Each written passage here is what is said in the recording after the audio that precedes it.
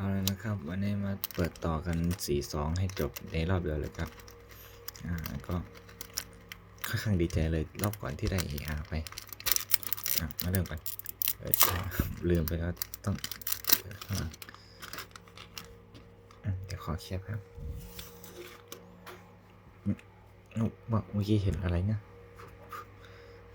เห็น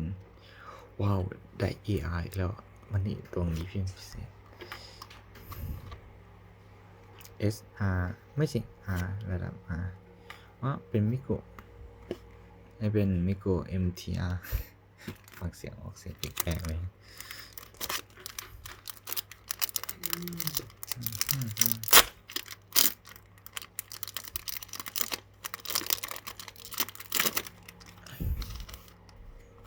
จึ๊บ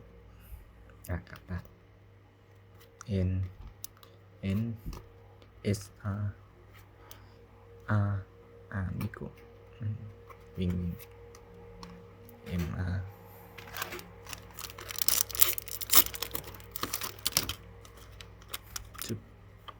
สปีดรันหน่อยวันนี้ N S R ก็ยังคงเหมือนเดิมก็ละสองสุดท้ายแล้วจะเกือบไหมเดี๋ยวโอเคก็เปิดมาก็ได้ไม่กุเลยเห็นแล้วก็จบละเกลือ